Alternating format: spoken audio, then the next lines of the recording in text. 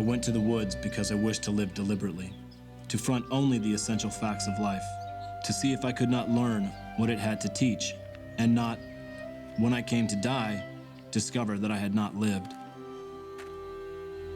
I did not wish to live what was not life. Living is so dear.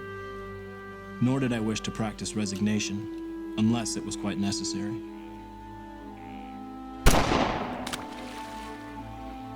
I wanted to live deep and suck out all the marrow of life.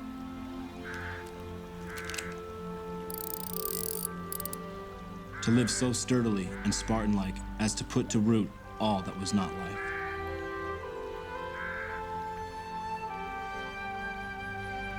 To cut a broad swath and shave close. To drive life into a corner and reduce it to its lowest terms.